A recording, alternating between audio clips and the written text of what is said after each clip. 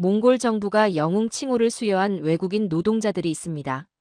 그들은 의사도 아니었고 소방관도 아니었죠. 그저 기름때 묻은 작업복을 입은 한국의 용접공들이었습니다. 도대체 그날 밤 영하 52도에 꽁꽁 얼어붙은 몽골 땅에선 무슨 일이 있었던 걸까요? 5만 명이 얼어 죽을 위기에서 중국은 도망쳤고 오직 한국만 남았습니다. 최첨단 장비도 멈춰버린 그 지옥 같은 추위 속에서 그들은 왜 자기 패딩을 벗어 가스통을 감싸 안았을까요? 러시아 감독관이 눈물로 기록한 그날의 증언, 지금 공개합니다. 잠깐 영상 시작 전에 좋아요와 구독 한 번씩만 눌러주시면 정말 감사하겠습니다. 저는 이반 코로프입니다. 올해로 예순을 바라보는 러시아 사람이죠. 시베리아의 작은 마을에서 태어나 평생을 에너지 시설과 함께 살아온 사람입니다. 영하 40도쯤 되면 사람들이 춥다고 난리를 치는데 저한테는 그 정도가 그냥 봄날이에요. 농담이 아닙니다. 시베리아 출신은 다 그래요. 그런 제가 2023년 1월 몽골 울란바토르에 파견을 나왔습니다. 구소련 시절에 지은 난방시설들이 노후화되어서 러시아 정부가 기술 지원 차원으로 저를 보낸 거죠. 처음엔 별거 아니라고 생각했어요. 몽골이 아무리 춥다 해도 시베리아보다 춥겠어? 그렇게 자만했습니다. 하지만 몽골의 겨울은 달랐습니다. 그건 계절이 아니에요. 심판입니다. 몽골 사람들은 그걸 조드라고 부릅니다. 우리말로 하면 백색 재앙이라고 할 수 있죠. 하늘에서 내리는 눈이 땅을 덮고 바람이 칼날처럼 살을 파고들어요. 숨을 들이마시면 폐가 얼어붙는 느낌이 납니다. 코털이 순식간에 얼어서 뻣뻣해지고 눈썹에는 하얀 성에가 끼죠. 제가 파견된 곳은 울란바토르 외곽의 제사구역이었습니다. 도시 중심부에서 차로 40분쯤 떨어진 곳인데 그곳에는 5만 명이 넘는 사람들이 살고 있었어요. 대부분이 가난한 서민들이었죠. 낡은 판잣집과 게르라고 불리는 몽골 전통 천막들이 다닥다닥 붙어 있었습니다. 그 마을의 생명줄은 오직 하나였어요. 30년 된 구소련제 지역 난방 파이프. 그 낡은 쇳덩어리 하나가 5만 명의 목숨을 책임지고 있었습니다. 저는 그 파이프를 보면서 불안했어요. 언제 터져도 이상하지 않은 상태였거든요. 하지만 예산이 없다는 이유로 보수 공사는 계속 미뤄지고 있었죠. 그리고 2023년 1월의 어느 날, 제가 두려워하던 일이 터졌습니다. 오후 4시였어요. 해가 떨어지자마자 기온이 수직으로 곤두박질 쳤습니다. 영하 45도.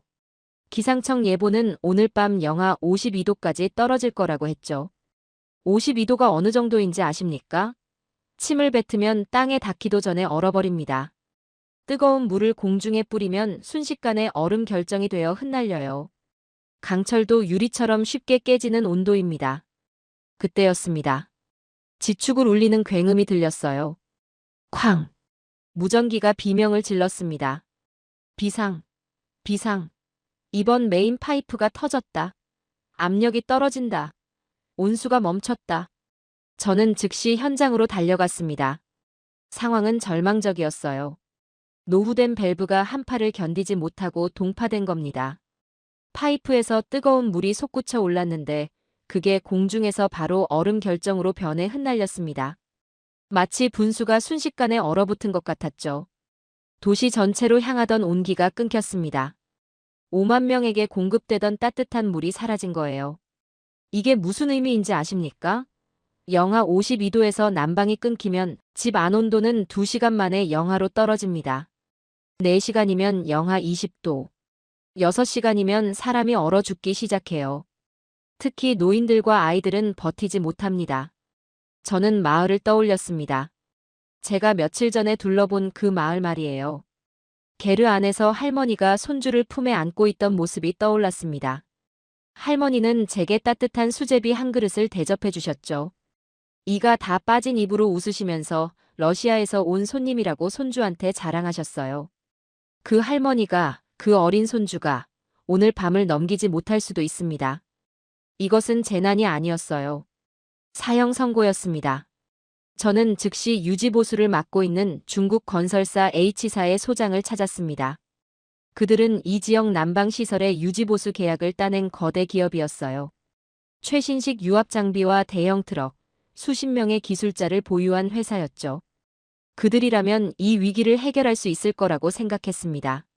하지만 현장에 도착한 제 눈에 보인 건 짐을 싸고 있는 트럭 행렬이었습니다. 지금 뭐 하는 거요? 저는 중국인 소장에게 달려가 소리쳤습니다. 파이프가 터졌는데 철수라니. 이게 무슨 짓이오? 중국인 소장은 두꺼운 방한 마스크 너머로 어깨를 으쓱했습니다. 그의 눈에는 아무런 감정이 없었어요. 마치 기계처럼 냉정하더군요. 이반 감독관 온도계를 보시오. 지금 영하 48도요. 유압 장비가 작동을 멈췄소. 용접기도 불이 안 붙는 날씨란 말이오. 이건 불가항력 포스 머주이오. 계약서 23조에 명시되어 있소. 우린 계약서대로 내일 날이 풀리면 오겠소. 내일? 저는 귀를 의심했습니다. 오늘 밤에 사람들이 얼어 죽는데 내일이 무슨 소용이란 말이오. 그건 정부가 알아서 할 일이지. 우리 직원들 손가락을 자를 순 없잖소. 동상 걸리면 누가 책임지겠소? 산재 처리 비용이 얼마인 줄 아시오? 그는 계산기를 두드리는 사람이었습니다. 5만 명의 목숨보다 자기 직원들의 손가락이, 그리고 그 손가락에 들어갈 산재 비용이 더 중요한 사람이었죠. 저 마을에 노인들이 있소. 아이들이 있단 말이오. 제발. 감독관. 그가 저를 잘랐습니다. 감정적으로 굴지 마시오. 이건 물리적으로 불가능한 상황이오. 영하 50도에서는 어떤 장비도 작동하지 않소. 용접을 하려면 가스가 기화되어야 하는데 이 온도에선 가스가 액체 상태로 굳어버린다고. 파이프도 너무 차가워서 용접봉이 닿으면 튕겨나가오. 과학적으로, 기술적으로 불가능해. 알겠소? 그의 말은 틀리지 않았습니다. 기계적으로, 과학적으로 그의 말이 맞았어요. 저도 엔지니어니까 그걸 알죠. 이 추위에서는 강철도 유리처럼 깨집니다. 인간이 할 수 있는 일은 없어요. 하지만 옳다고 해서 다 정당한 건 아닙니다. 그들은 뒤도 돌아보지 않고 따뜻한 히터가 켜진 SUV에 올라탔습니다. 붉은 미등이 눈보라 속으로 멀어지는 걸 보면서 저는 욕설을 내뱉었어요. 러시아어로, 몽골어로 생각나는 모든 욕을 다 했습니다. 하지만 욕을 한다고 파이프가 고쳐지는 건 아니었죠. 저는 눈 덮인 벌판에 혼자 서 있었습니다. 터진 파이프에서는 아직도 물이 새어나오고 있었고 그 물은 땅에 닿자마자 얼음이 되었어요. 바람이 제 볼을 때렸습니다. 뺨이 칼로 베이는 것 같았죠. 저 멀리 마을의 불빛이 보였습니다. 아직은 불이 켜져 있었어요. 하지만 한두 시간 뒤면 저 불빛들이 하나씩 꺼지기 시작할 겁니다. 난방이 안 되면 전기도 곧 끊기거든요. 그리고 어둠 속에서 사람들이 얼어가겠죠. 저는 무력감에 휩싸였습니다. 내가 할 수 있는 게 뭐가 있지? 정부에 연락? 이 시간에? 군대를 부른다 해도 도착하려면 몇 시간이 걸릴 거야. 그때까지 사람들이 버틸 수 있을까? 그때였습니다. 어둠 속에서 헤드라이트 2개가 다가왔습니다. 낡은 픽업 트럭 2대가 흙먼지를 일으키며 현장으로 들어오고 있었어요. 중국팀이 돌아온 건가? 아니었습니다. 트럭에 붙어있는 태극기 스티커가 눈에 들어왔죠. 발전소 건설 현장에 파견 나와 있던 한국인 하청업체 팀이었습니다. 트럭에서 내린 남자들은 5명이었습니다. 저는 그들을 보자마자 한숨이 나왔어요. 이건 또 뭔가 싶었죠. 그들의 행색은 초라했습니다. 제대로 된 방한복도 아니었어요. 기름때가 잔뜩 묻은 작업복 위에 낡은 패딩을 겹쳐 입은 사내들이었죠. 패딩은 여기저기 털이 빠져 있었고 바지는 용접 불똥에 탄 자국이 군데군데 나 있었습니다. 조금 전에 도망친 중국팀과 비교하면 초라하다 못해 불쌍할 지경이었어요. 중국팀은 최신형 방한복에 번쩍이는 헬멧, 수천만 원짜리 유압 장비를 갖추고 있었거든요. 그런 그들도 포기하고 떠났는데 이 누더기 같은 차림의 사람들이 뭘 할 수 있겠습니까? 그들의 리더로 보이는 남자가 제게 다가왔습니다. 주변 사람들이 그를 강 반장이라고 불렀어요. 키가 작았습니다. 제 어깨에도 못 미치더군요. 하지만 눈빛은 달랐어요. 몽골 초원의 늑대처럼 형형하게 빛나고 있었습니다. 50대 중반쯤 되었을까요? 얼굴은 바람과 햇볕에 그을려 가죽처럼 질겼고 손은 굳은 살과 흉터로 뒤덮여 있었습니다. 그 손을 보는 순간 알 수 있었어요. 이 사람은 평생을 현장에서 보낸 사람이구나. 사무실에서 계약서나 들여다보는 사람이 아니라 직접 불꽃을 튀기며 쇠를 이어붙여온 사람이구나. 감독관 양반 상황이 어떻습니까? 그의 러시아어는 서툴렀습니다. 하지만 그 짧은 문장에서 저는 뭔가를 느꼈어요. 상황을 묻는 게 아니었습니다. 이미 상황을 알고 온 사람의 질문이었죠. 저는 고개를 저었습니다. 끝났소. 중국팀도 도망갔어요. 장비가 안 먹히는 날씨요. 당신들도 돌아가시오. 여긴 당신들 구역도 아니잖소. 그랬습니다. 이 한국인들은 10km 떨어진 발전소 건설 현장에서 일하는 하청업체 팀이었어요. 이 난방 파이프는 그들 소관이 아니었죠. 계약서에도 없고 책임 범위도 아니었습니다. 굳이 이 지옥 같은 추위 속으로 뛰어들 이유가 없었어요. 하지만 강 반장은 제 말을 듣는 둥 마는 둥 터진 파이프 쪽으로 걸어갔습니다. 그의 뒤를 따르는 젊은 기사 하나가 눈에 들어왔어요. 기껏해야 26쯤 되었을까요? 다른 사람들보다 유독 추위에 벌벌 떨고 있었습니다. 하지만 손에 쥔 공구 가방만큼은 놓지 않더군요. 그 녀석의 작업복 주머니에서 낡은 사진 한 장이 삐져나와 바람에 팔락거리고 있었습니다. 젊은 여자와 어린아이가 찍힌 가족 사진이었어요. 저는 나중에 알게 되었습니다. 그 청년의 이름은 민수였어요. 결혼한 지 2년 된 새신랑이었죠. 아내는 임신 7개월이었고 처사이가 태어나면 전셋집이라도 얻으려고 몽골까지 돈 벌러 온 거였습니다. 한국에서는 일자리가 없어서 아니 있어도 월급이 너무 적어서 어쩔 수 없이 이 머나먼 땅까지 온 거였죠. 그런 녀석이 왜 자기 구역도 아닌 이곳에 와 있는 걸까요? 강 반장이 파이프 앞에 멈춰 섰습니다. 그리고 놀라운 행동을 했어요. 장갑을 벗었습니다. 영하 48도의 바람이 부는 곳에서 맨손을 드러낸 겁니다. 저는 소리치려 했습니다. 미쳤어? 살점이 쇠에 달라붙을 수도 있다고. 하지만 그는 이미 파이프의 깨진 부위를 손으로 쓸어보고 있었어요. 마치 아픈 사람의 상처를 어루만지듯이 조심스럽게. 그는 눈을 감았습니다. 파이프의 온도를 느끼는 건지 아니면 파이프의 고통을 느끼는 건지 모르겠더군요. 어이, 김씨. 산소통 가져와. 이 씨는 텐트 쳐. 강 반장의 고함이 얼어붙은 공기를 갈랐습니다. 저는 귀를 의심했어요. 작업을 하겠다고? 지금? 잠깐 당신들 미친 거요? 저는 강 반장의 팔을 붙잡았습니다. 지금 용접을 하겠다는 거요? 가스관이 얼어서 가스가 안 나온다고. 쇠도 너무 차가워서 용접봉이 닿으면 튕겨나가요. 중국팀이 왜 도망갔는지 알아요? 최신 장비로도 안 되니까 간 거라고. 저는 진심으로 그들을 말리고 싶었습니다. 무모한 죽음을 막고 싶었어요. 이 추위에 작업을 하다가는 동상으로 손가락을 잃거나 저체온증으로 쓰러질 수 있었거든요. 최악의 경우 심장마비로 죽을 수도 있었습니다. 강 반장이 저를 돌아보며 피식 웃었습니다. 하얀 입김이 그의 수염에 얼어붙었어요. 그 웃음이 이상했습니다. 비웃는 것도 아니고 자신감에 찬 것도 아니었어요. 그냥 체념한 사람의 웃음 같았죠. 압니다. 기계로는 안 되는 거. 그가 말했습니다. 기계가 안 되면 몸으로 때워야죠. 몸으로 때운다. 저는 그 말의 의미를 이해하지 못했습니다. 영하 50도의 추위를 인간의 몸으로 어떻게 때운다는 거지? 말이 안 되잖아.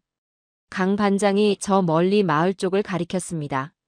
저 아래 마을에 애들이 있답니다. 오늘 낮에 현장 가는 길에 봤어요.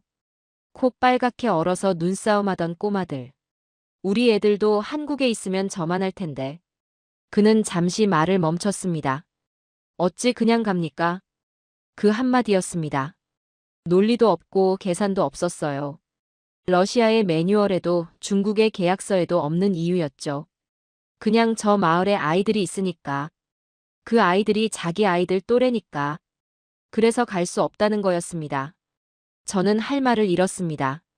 솔직히 말하면 저는 그때까지도 그들이 1시간 안에 포기하고 돌아갈 거라고 생각했어요. 아니, 그래야만 한다고 생각했죠.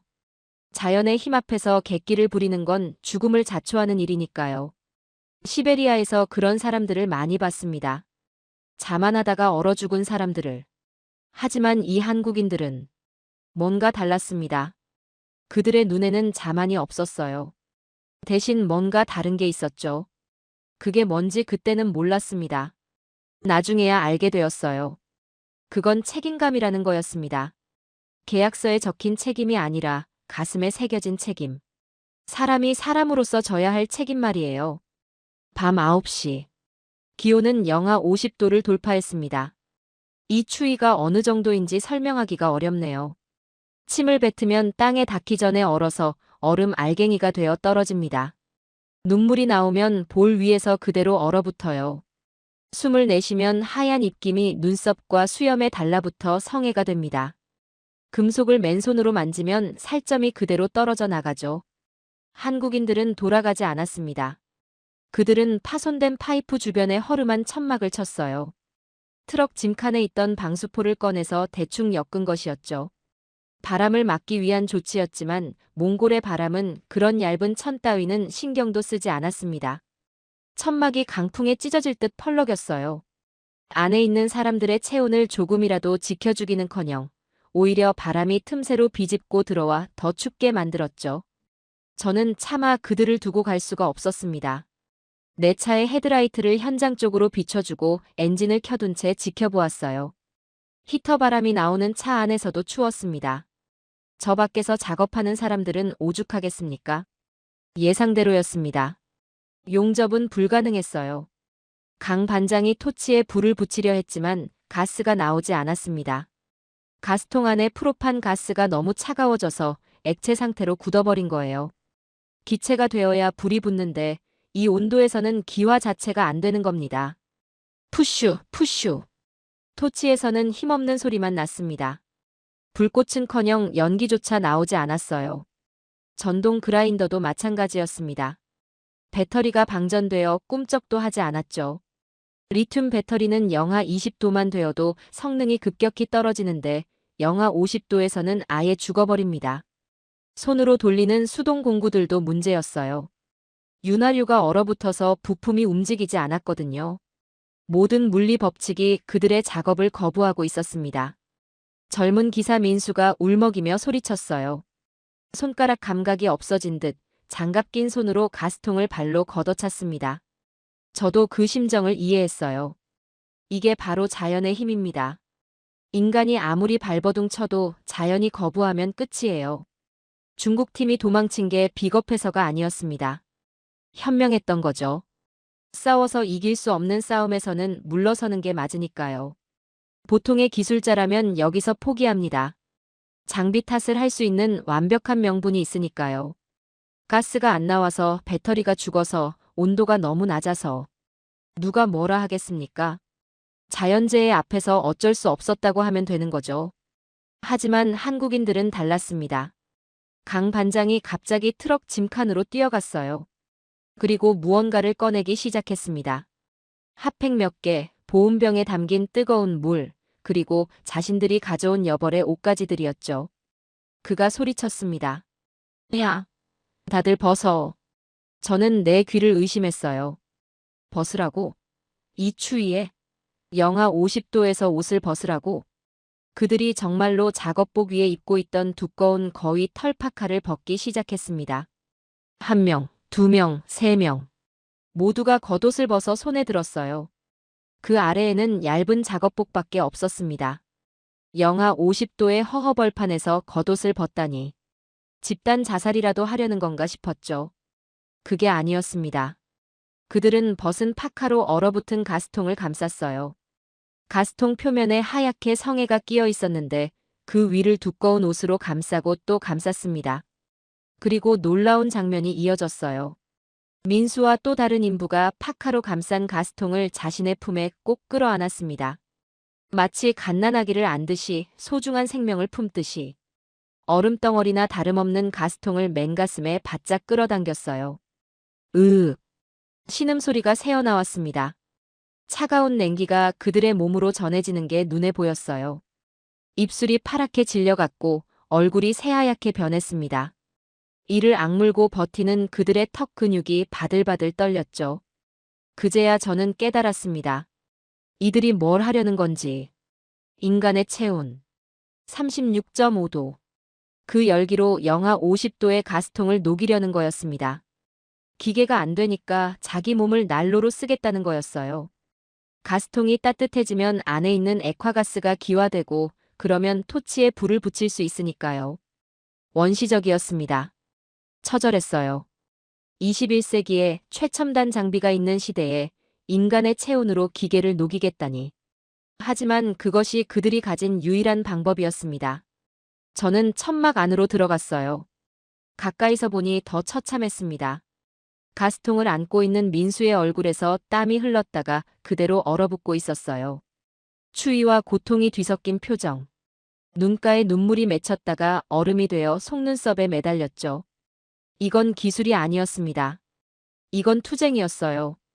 인간과 자연의 의지와 물리법칙의 싸움이었습니다. 저는 차에서 뛰어내려 천막 안으로 달려갔습니다. 당신들 지금 미친 거야? 저는 가스통을 안고 있는 민수의 어깨를 붙잡았어요. 그만둬. 그러다 심장마비로 죽어. 저체온증이 뭔지 알아? 체온이 35도 아래로 떨어지면 심장이 멈춘다고. 저는 진심으로 무서웠습니다. 시베리아에서 저체온증으로 죽은 사람들을 여러 봤거든요. 처음엔 덜덜 떨다가 어느 순간 떨림이 멈춥니다. 몸이 포기하는 거죠. 그 다음엔 졸음이 와요. 눈이 감기고 그대로 영원히 잠들어 버립니다. 이 청년들이 그 꼴을 당할 수도 있었어요. 하지만 강 반장이 저를 밀쳐냈습니다. 비켜요. 지금 불꽃 살리지 않으면 다 죽어. 그의 눈이 이글거렸어요. 저를 보는 게 아니라 저 너머의 무언가를 보고 있었습니다. 마을의 불빛을. 그 안에서 추위에 떨고 있을 사람들을. 그때 제 주머니에서 전화벨이 울렸습니다. 발신자를 보니 아까 도망간 중국 건설사 소장이었어요. 저는 전화를 받았습니다. 이반 아직 거기 있소? 있소. 철수하시오. 지금 당장. 그의 목소리는 차분했습니다. 따뜻한 숙소에서 히터를 쬐며 전화하는 게 분명했죠. 본사에 보고했더니 난리가 났소. 한국팀이 거기서 사고라도 치면 어떡하냐고. 우리 관할 구역에서 외국인 노동자가 죽으면 국제 문제가 될 수 있다는 거요. 그 사람들 쫓아내시오. 저는 웃음이 나왔습니다. 쓴 웃음이었죠. 쫓아내라고? 5만 명이 얼어 죽게 생겼는데 유일하게 남아서 일하는 사람들을 쫓아내라고? 이반 감정적으로 굴지 마시오. 어차피 안 되는 일이오. 과학적으로 불가능해. 영하 50도에서 용접이 된다는 보고는 전 세계 어디에도 없소. 그 사람들이 아무리 용을 써봤자 결과는 같아. 다만 그 과정에서 누가 다치거나 죽으면 그게 문제가 된다는 거요. 계산을 해보시오. 지금 철수하면 우리 책임은 없어. 불가항력이니까. 하지만 거기 남아서 뭔가 하다가 사고가 나면 왜 위험한 작업을 방치했냐고 추궁당할 거요. 손해만 커진다고. 수화기 너머의 목소리는 너무나 이성적이었습니다. 합리적이었어요. 계산이 딱딱 맞아떨어졌죠. 그의 논리에는 빈틈이 없었습니다. 하지만 저는 전화를 끊었어요. 대답할 가치가 없었거든요. 그래, 과학적으로는 불가능하다. 하지만 내 눈앞의 광경은 과학을 넘어서고 있었습니다. 가스통을 껴안은 민수가 덜덜 떨며 말했어요. 이가 부딪히는 소리가 났습니다. 반장님. 가스. 나와요. 이제. 켜보세요. 녀석의 눈썹에는 성에가 하얗게 껴 있었습니다. 입술은 파랗다 못해 보랏빛이었어요. 하지만 녀석은 웃고 있었습니다. 해냈다는 듯이. 강 반장이 떨리는 손으로 토치를 집어들었습니다. 라이터를 켜서 토치 끝에 갖다 댔어요. 치잉 마이너스. 파란 불꽃이 솟아올랐습니다. 가냘프지만 분명한 불꽃. 어둠을 가르는 푸른 빛이었죠.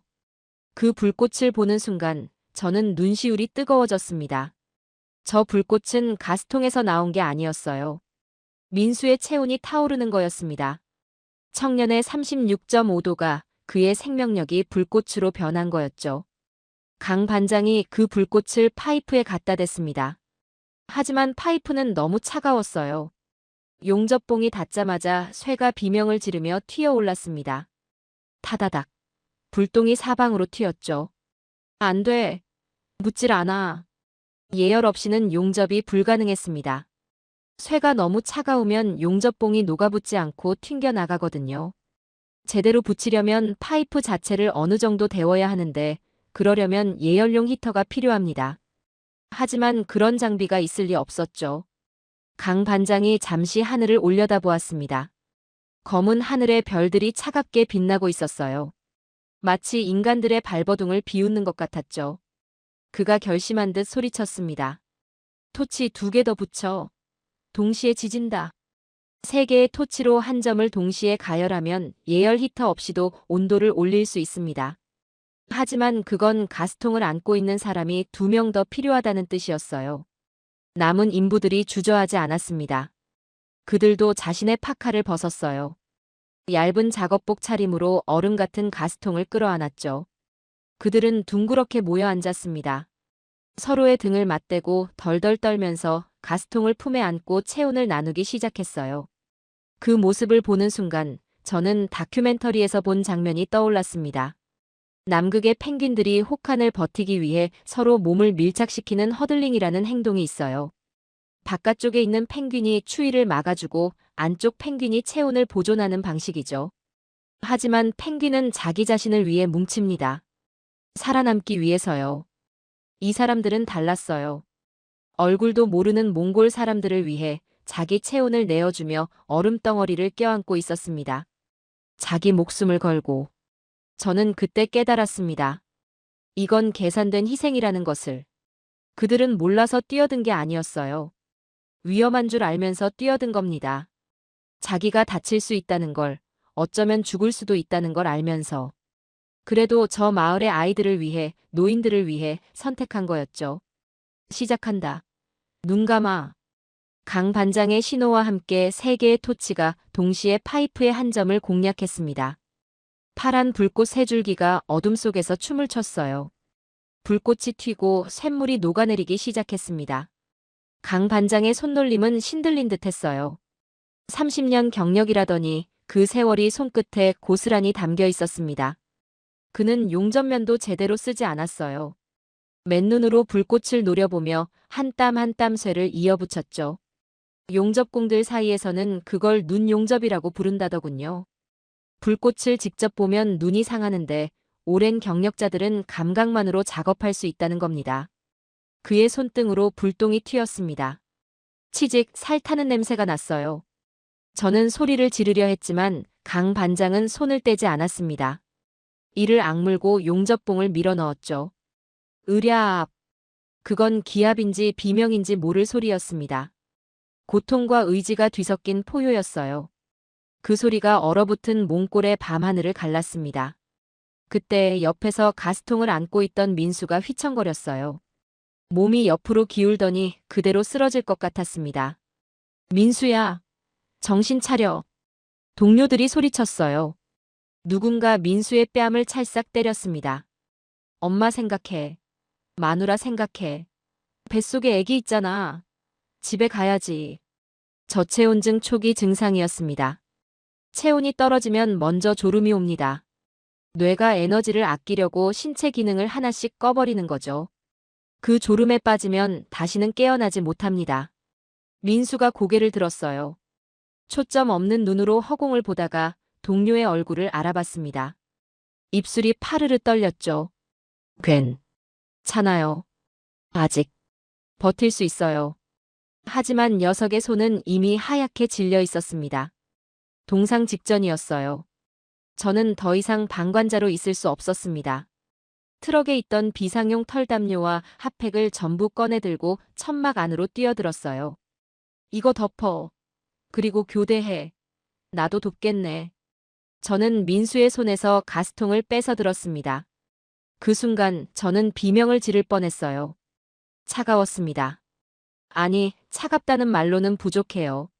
마치 드라이아이스를 맨살에 댄 것 같았습니다. 뼛속까지 파고드는 냉기. 손바닥이 타는 것 같으면서 동시에 얼어붙는 느낌. 감각이 사라지는 게 느껴졌어요. 이걸 이 청년은 30분 넘게 맨몸으로 안고 있었단 말인가. 저는 눈시울이 뜨거워졌습니다. 눈물이 나오자마자 얼어붙어서 볼을 따갑게 때렸어요. 우리는 국적도 달랐고 소속도 달랐습니다. 말도 제대로 통하지 않았죠. 하지만 그 순간 좁은 천막 안에서 우리는 하나의 생명체였습니다. 얼어붙은 쇠 파이프를 녹이는 건 가스 불꽃이 아니었어요. 이 미련하고 뜨거운 사내들의 피와 살이었습니다. 새벽 4시. 장장 8시간의 사투가 끝났습니다. 강 반장이 마지막 용접 비드를 완성했어요. 용접 비드라는 건 용접봉이 녹아서 만들어지는 쇠줄기를 말합니다. 그 줄기가 파이프에 갈라진 틈을 메웠죠. 완벽하진 않았어요. 공장에서 만든 것처럼 매끈하지도 않았습니다. 하지만 충분했어요. 물이 새지 않을 만큼은. 강 반장이 바닥에 주저앉았습니다. 다리에 힘이 풀린 거였죠. 그의 장갑은 다 찢어져 있었고 손가락은 동상으로 검붉게 변해 있었어요. 눈썹과 수염에는 성에가 하얗게 껴 있었습니다. 마치 눈사람 같았죠. 밸브. 열어. 그의 목소리는 갈라져 있었습니다. 8시간 동안 고함을 지르고 이를 악물고 버틴 목이었어요. 저는 떨리는 손으로 메인 밸브를 잡았습니다. 녹슨 쇠 손잡이가 꽁꽁 얼어붙어 있었죠. 있는 힘을 다해 돌렸어요. 끼잉 마이너스 쿵. 거대한 진동이 파이프를 타고 전해졌습니다. 그리고 소리가 들렸어요. 콸콸콸. 뜨거운 온수가 파이프 안으로 흐르는 소리. 그건 생명의 소리였습니다. 파이프 표면에 하얀 성에가 녹기 시작했어요. 순식간에 물방울이 되어 뚝뚝 떨어졌죠. 마치 쇠파이프가 감동의 눈물을 흘리는 것 같았습니다. 저는 고개를 돌려 마을 쪽을 바라봤어요. 어둠에 잠겨있던 빈민가 마을. 까맣던 창문에 불빛이 하나씩 켜지기 시작했습니다. 하나, 둘, 셋. 점점 많아졌어요. 굴뚝에서 하얀 연기가 피어올랐습니다. 난방이 돌아온 겁니다. 삶이, 생명이 다시 돌아왔어요. 살렸다. 가스통을 안고 있던 민수가 털썩 뒤로 누우며 웃었습니다. 입술은 터져서 피가 맺혀 있었고 얼굴은 동상 자국으로 엉망이었어요. 하지만 그 미소는 제가 평생 본 그 어떤 미소보다 아름다웠습니다. 강 반장이 주머니에서 구겨진 담배 한 대를 꺼내 물었어요. 손이 너무 떨려서 라이터를 켜지 못하더군요. 저는 내 라이터를 꺼내 불을 붙여줬습니다. 고맙소, 강 반장. 당신들이 기적을 만들었소. 강 반장은 깊게 연기를 들이마시더니 씩 웃었습니다. 기적은 무슨? 그냥 밥값 한 거죠. 한국 사람은 밥값 못하면 잠을 못 잡니다. 밥값. 5만 명의 목숨을 구하고 자신의 손가락을 걸고 해낸 일이 고작 밥값이라니. 저는 그제야 알았습니다. 이들에게 일이란 계약서에 적힌 의무가 아니라는 것을. 그건 자존심이고 존재의 증명이라는 것을. 아침 해가 몽골의 설원 위로 떠올랐습니다. 밤새 영하 52도까지 떨어졌던 기온이 조금씩 오르기 시작했어요. 영하 35도. 여전히 살인적인 추위였지만 밤보다는 나았죠. 현장은 처참했습니다. 빈 가스통들이 눈밭에 뒹굴었고 찢어진 패딩에서 빠져나온 털이 바람에 날렸어요. 한국 팀은 서로의 손가락과 발가락을 확인하며 응급처치를 하고 있었습니다. 다행히 심각한 동상은 없었지만 모두 지쳐 있었죠. 강 반장이 트럭 짐칸에서 버너를 꺼내 컵라면을 끓이기 시작했어요. 김이 모락모락 피어오르는 라면 냄새가 얼어붙은 공기 속으로 퍼졌습니다. 그 냄새가 어찌나 고소하던지 저도 모르게 침이 고이더군요. 그때였습니다. 멀리서 차량 행렬이 다가왔어요. 깨끗한 흰색 SUV 세대. 중국 팀이었습니다. 날이 밝고 기온이 오르자 그제야 작업을 하러 온 거였죠. 깨끗한 유니폼을 입은 중국 소장이 차에서 내리다가 멈칫했습니다. 이미 보수가 끝난 파이프, 그리고 그 옆에서 거짓골을 하고 앉아 컵라면을 후루룩 먹고 있는 한국인들을 본 거예요. 이게 어떻게 된 거요? 그의 얼굴이 경악으로 물들었습니다. 믿을 수 없다는 표정이었죠. 이 날씨에 밤새 어떻게? 저는 그에게 천천히 걸어갔습니다. 그리고 말했어요. 러시아어로 최대한 차갑게. 당신들의 기계는 얼었지만 이 사람들의 심장은 얼지 않았소. 꺼지시오. 이 현장에 당신들 자리는 없소. 중국 소장의 얼굴이 불그락푸르락 변했습니다. 하지만 아무 말도 못하더군요. 할 말이 없었겠죠.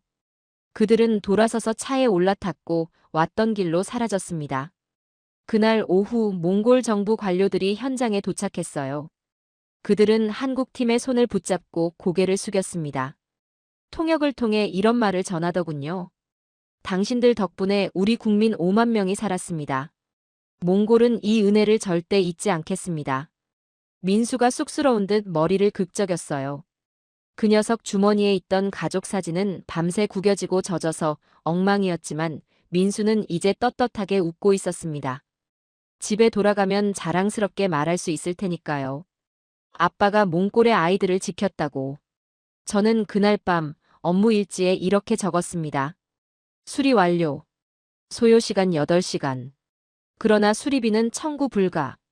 그들이 사용한 부품은 강철이 아니라 영혼이었음. 저는 평생 수많은 기술자를 만났습니다. 독일인의 정밀함, 일본인의 꼼꼼함, 미국인의 효율성. 각 나라마다 장점이 있었죠. 하지만 한국인 같은 기술자는 본 적이 없습니다. 그들은 시끄럽습니다. 현장에서 고함을 지르고 서로 다투기도 해요. 급하고 때로는 무모합니다. 러시아 매뉴얼대로라면 절대 하지 말아야 할 행동을 서슴없이 하죠. 하지만 위기의 순간 모두가 계산기를 두드리며 도망칠 때 유일하게 트럭을 돌려 지옥의 입구로 들어가는 사람들. 자신의 옷을 벗어 차가운 쇠를 감싸 안는 바보 같은 사람들. 그게 한국인이었습니다. 저는 이제 누군가 제게 묻는다면 주저없이 말할 겁니다. 가장 신뢰하는 파트너가 누구냐고 묻는다면요. 한국인이라고. 그들은 계약서에 서명하는 게 아닙니다. 그들은 가슴에 서명해요. 그리고 그 서명은 어떤 추위에도 절대 지워지지 않습니다. 영하 52도의 몽골밤, 그들이 피워올린 작은 파란 불꽃. 저는 그 불꽃을 평생 잊지 못할 겁니다. 그것이 제가 본 한국, 코리아였습니다. 영하 52도의 혹한 속에서도 동료를 위해 그리고 남의 나라 이웃을 위해 기꺼이 자신의 체온을 내어주었던 사람들. 그들이 보여준 것은 단순한 기술이 아니었습니다. 그건 바로 지금 이 영상을 보고 계신 여러분들이 평생을 지켜오신 대한민국의 책임감 그 자체였습니다. 오늘 이야기가 가슴 뛰는 자부심이 되셨다면 구독과 좋아요 부탁드립니다. 여러분이 눌러주시는 그 버튼 하나가 세계 곳곳에 숨겨진 우리의 자랑스러운 이야기를 발굴하는 큰 힘이 됩니다. 오늘도 묵묵히 자신의 자리를 지키시는 여러분이 진정한 대한민국의 영웅입니다. 시청해주셔서 감사합니다.